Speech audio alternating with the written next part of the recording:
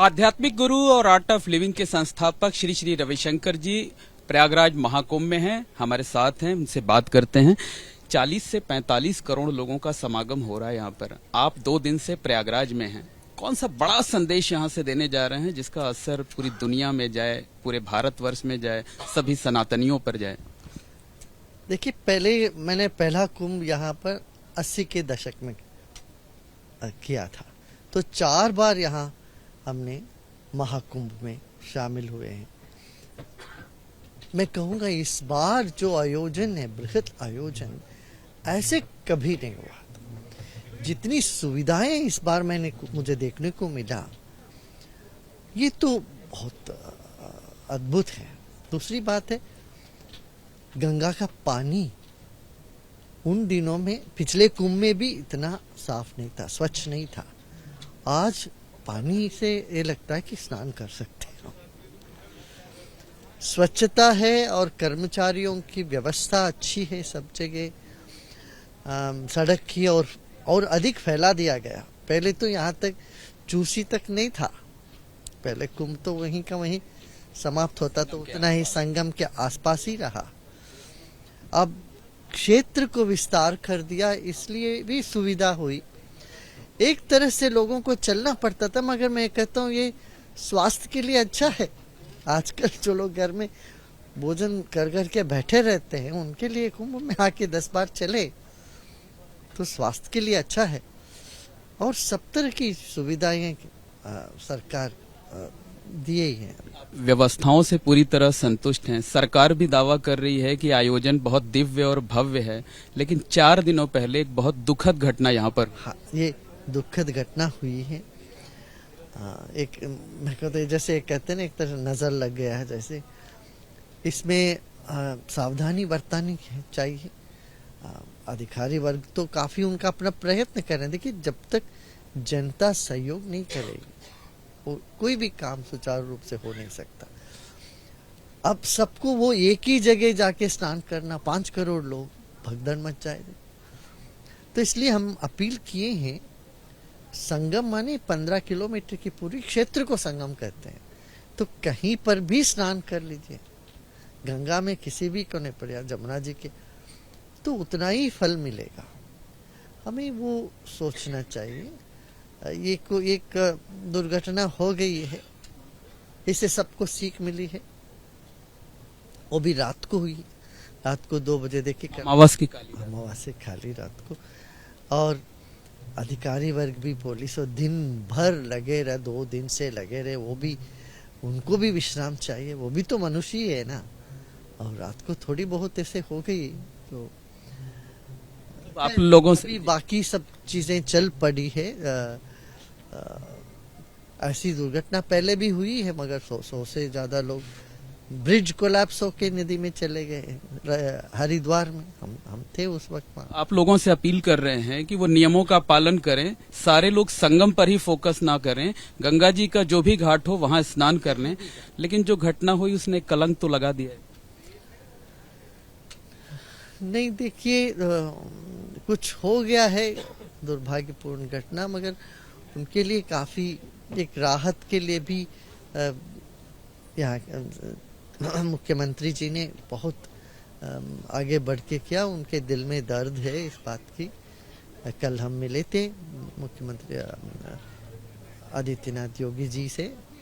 उन्होंने बहुत उनके मन में इसके आघात हुआ है। उन्होंने अपनी जिम्मेदारी लिया है, बहुत कुछ कर रहे हैं उन परिवारों के लिए। मैं उन जो पीड़ित हैं उन सबके लिए प्रार्थना कर रहे हैं।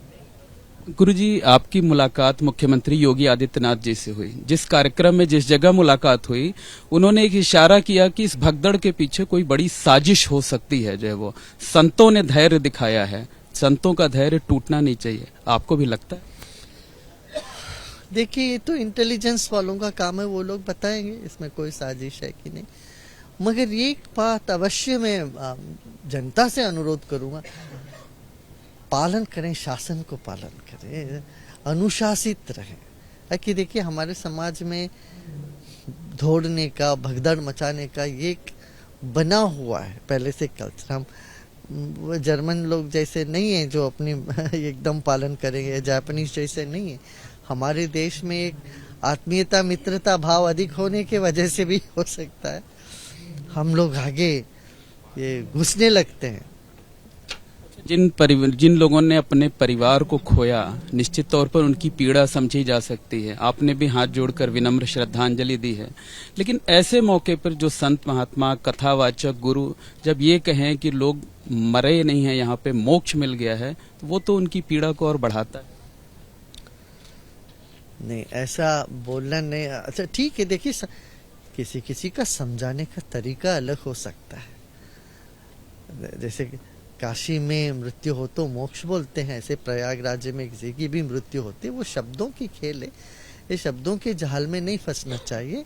संतों का बहुत अच्छा भाव है, उनके भाव को देखें, ताकि सब संतों ने एक साथ मिलकर के शाही स्थान को समाप्त कर बोल दे कि इस दिन नहीं करेंगे, अपना अमृत स्नान को रोक दिया था।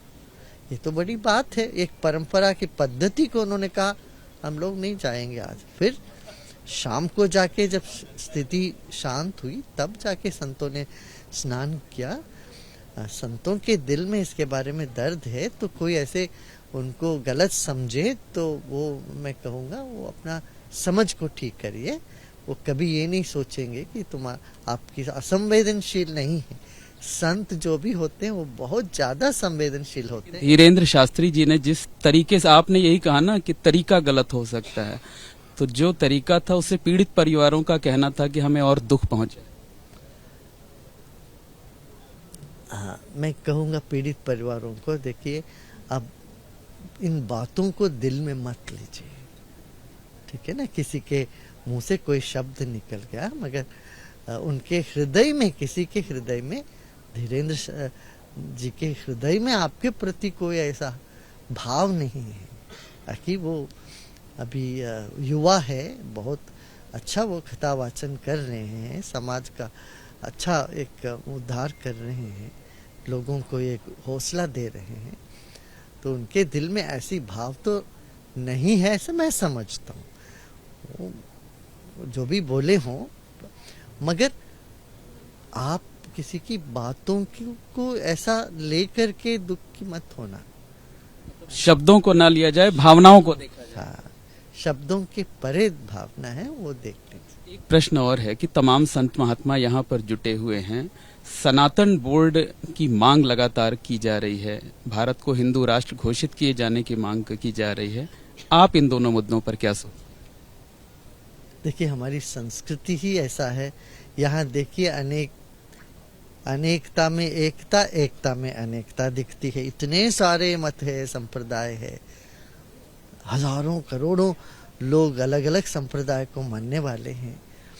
ये भारत का अपना अद्भुत अपने विशेष शैली है। तो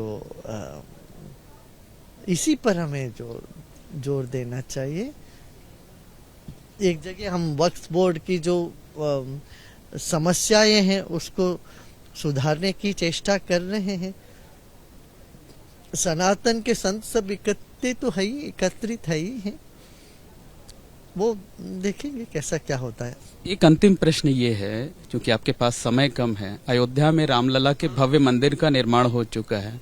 सारे संत महात्माओं की, सारे सनातनियों की ये इच्छा है कि काशी और मथुरा भी पूर्ण रूप से मुक्त हो जाए। रास्ता क्या है? अयोध्या के मामले में तो आपने आगे आए थे, इनिशिएटिव लिया था। काशी का भव्य परिसर बन गया, काशी की कॉरिडोर बन गया। हमारे प्रधानमंत्री जी की जो एक दृष्टि थी उस पर उन्होंने दिखा दिया। इतने सारे छोटे छोटे मंदिर है, गली है, दुकानें हैं, सब हटा के कितना भव्य लग रहा है। अभी आप सोच ही नहीं सकते थे ऐसे मंदिर का, काशी मंदिर का पहले का। अभी काशी का तो बहुत सुंदर विकास हुआ है। मथुरा का भी देखिए, बातचीत के जरिए देखिए ये सब मामला सुलझना चाहिए। मैं पहले से मेरा यही कहना है कि देखिए हमारे देश में दो समुदाय के बीच में दरार नहीं होनी चाहिए, ताकि यहाँ रह रहे हैं तो सब वो आपस में लेन देन होना चाहिए, एक सद्भाव होनी चाहिए। श्री जी क्या फिर से पहल करेंगे? देश के हित के लिए, धर्म के हित के लिए हमेशा पहल करता रहूं। बहुत बहुत धन्यवाद श्री श्री रविशंकर जी, जिन्होंने तमाम मुद्दों पर बातचीत की। उन्होंने साफ तौर पर कहा कि कुंभ में व्यवस्थाएं बहुत अच्छी हैं और जो लोग इस भगदड़ में मारे गए उनके प्रति, उनके परिवार के प्रति उन्होंने अपनी संवेदना जताई है और साथ ही साथ लोगों से ये अपील भी की है कि वो बसंत पंचमी या आगे के स्नान पर्वों पर आएं तो नियमों का पालन जरूर करें। कैमरामैन राजेश कुमार के साथ मोहम्मद मोइन, एबीपी न्यूज, महाकुंभ नगर, प्रयागराज।